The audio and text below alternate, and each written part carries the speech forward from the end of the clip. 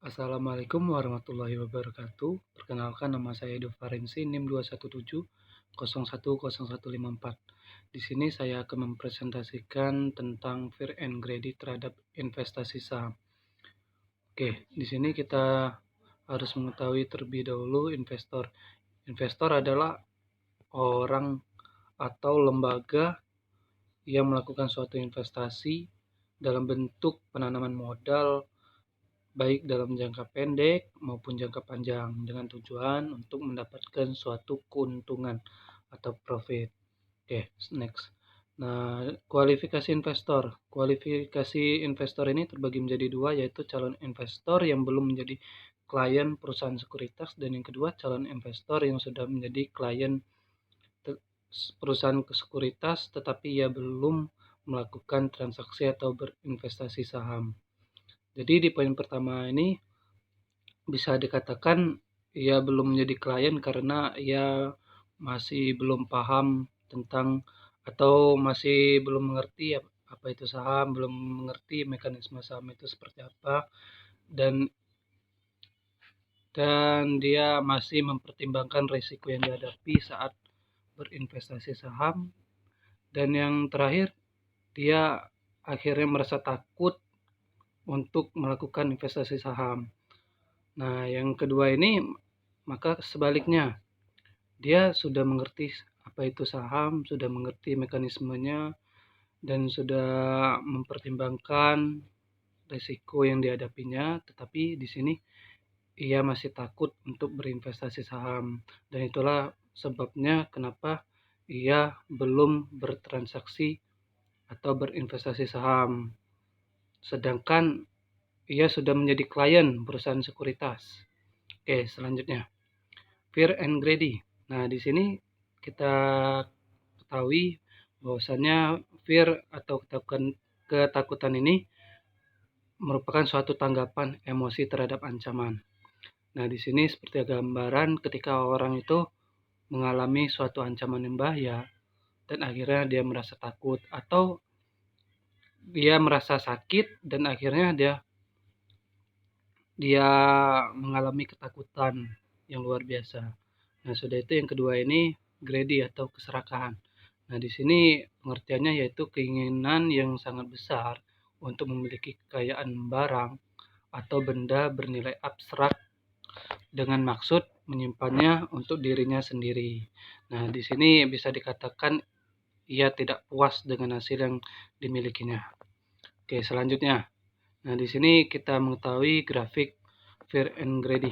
Yang greedy tersebut terdapat di bagian atas dan fear atau ketakutan di grafik yang bawah. Nah, di sini saat muncul keserakahan dan ketakutan, pasar bertindak berlebihan atau overreaction sehingga harga meningkat tinggi akibat keserakahan, atau bisa juga sebaliknya, harga tenggelam makin dalam akibat ketakutan. Nah, harga saham akan menyimpang dari harga wajarnya, bisa disebut fair value. Oke, next selanjutnya. Nah, di sini kita lihat sendiri the cycle of market emotion. Jadi di awal ini ketika seseorang itu berinvestasi saham lalu ia berhasil, nah dengan dia merasa serakah atau merasa ia greedy, tidak puas dengan hasil yang diinginkan, sehingga dengan hasil yang pertama itu dia lalu bermain lagi sampai ke tingkat yang tinggi dengan nafsunya sendiri. Akhirnya dia ketika grafiknya turun dan dia sangat mengalami ketakutan yang luar biasa, dan itulah akibat dari keserakahan berakhir dengan rasa ketakutan. Jadi di sini saya jelaskan untuk berinvestasi saham itu kalau kita bermain dengan nafsu maka itu tidak akan berhasil. Tetapi ketika kita bermain dengan teknik, dengan mekanisme yang kita pelajari, dan dengan pengalaman dari orang lain kita pelajari, dan insya Allah kita pada saat berinvestasi saham maka kita akan berhasil. Oke, next selanjutnya. Nah, di cara mengolah fear and greedy agar tidak terjadinya keserakaan dan ketakutan. Nah, di sini ada 4 poin. Yang pertama, menyusun rencana. Jadi ketika kita berinvestasi saham, kita harus menyusun rencana yang kita hadapi ke depannya seperti apa. Nah, sudah itu yang kedua, memperkecil porsi trading.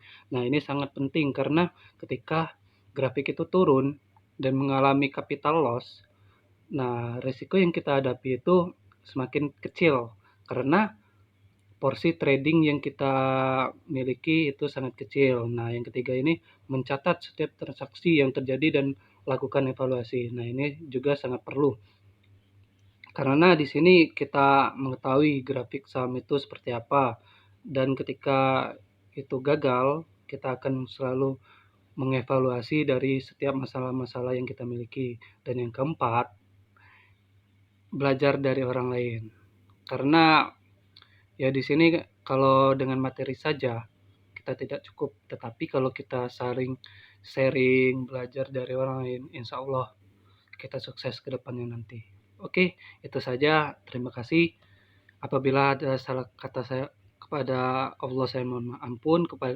Dan ketika pemaparan saya kurang jelas, saya mohon maaf. Karena saya manusia jauh dari kata sempurna. Terima kasih. Wassalamualaikum warahmatullahi wabarakatuh. Salam profit.